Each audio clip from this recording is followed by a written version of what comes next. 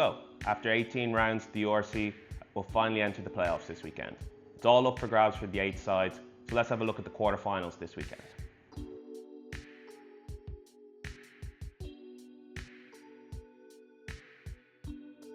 So first off, on Friday night, it's the Glasgow Warriors versus the Stormers. It's the defending champions versus the in-form side. Glasgow, who won the URC last year after beating the Bulls in Loftus Versfeld, come into this year's playoffs having won one of their last 5 games after losing to Leinster in the Champions Cup back in April. Meanwhile, the Stormers have won 4 of their last 5 games heading into this clash, with their one loss being a 4-point defeat away to Ulster in Belfast. This run of form has been led by young out-half Sasha Feinberg Ngomazelu. At 23, Ngomazelu is already a star. He's already been capped by the Springboks, and he's overtaken Manuel Lebock as the starting 10 for the Stormers, and I expect him to be the starting 10 for the Springboks come the end of this year. He's such an exciting player to watch, an excellent runner, and can create something out of nothing. He's definitely one to watch out for on Friday night. Glasgow, on the other hand, they'll be without star man Hugh Jones, but they'll have Sione Tuipulotu on hand to start at centre after he came through the Leinster game a couple weeks ago unscathed. With Glasgow having much of the squad that won the whole URC last year and being at home, they ought to be the favourites heading into this clash, but I think we could see an upset on our hands on Friday night. So I have the Stormers winning 25-21.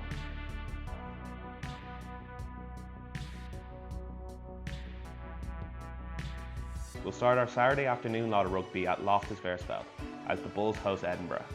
Now the Bulls at home are near imperious.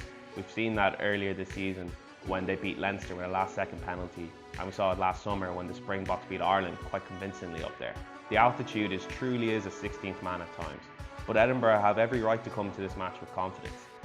They only beat the Bulls last month 34-26 in the quarterfinal of the Challenge Cup, and with winger Duhan van der Merwe expected to be back this weekend, I think Edinburgh should feel confident that they can cause an upset here. However, the Bulls, they're one of the toughest teams to beat in the URC. They can grind teams down to a pulp, and I ultimately have them winning 27-17.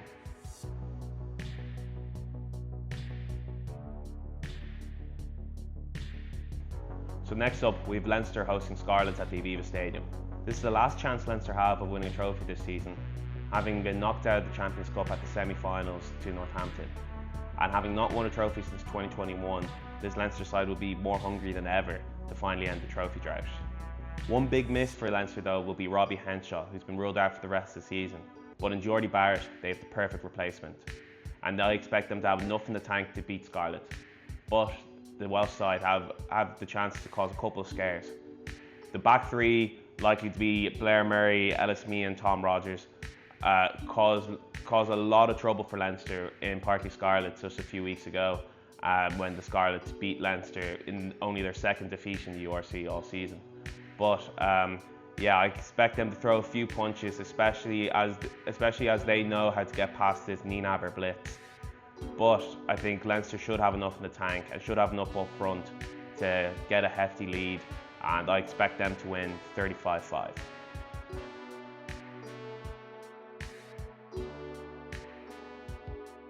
Last up, it's back down to South Africa to Durban as the Sharks host Munster.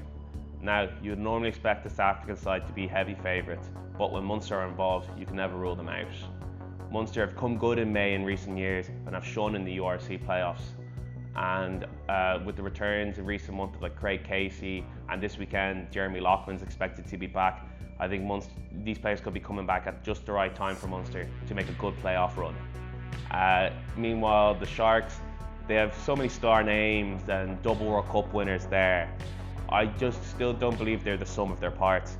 Sure, you only have to look a couple months ago when Leinster beat them 10-7. They had the likes of Sia Khaleesi, Bungi and Bonambi starting and playing, but a Leinster side full of mainly academy players and third stringers deservedly won that game 10-7. And even with Eben Etzebeth expected to be back this weekend, I think this Munster side could still put it up to them. And with Peter O'Mahony and Conor Murray leaving Munster and retiring at the end of the season, I don't expect them to go down without a fight. So I have Munster winning this actually 15-12. So, to round things up, on Friday night, I have the Stormers beating Glasgow away 25-21. Then I have the Bulls beating Edinburgh 27-17, followed by Leinster beating Scarlets 35-5, and finally Munster winning in Durban against the Sharks 15-12. So, what do you think is going to happen this year? Will Leinster finally get over the hump and win their first URC? Let us know on Twitter and Instagram @NextScoreW, or contact us via email at contactnextscorewins@gmail.com.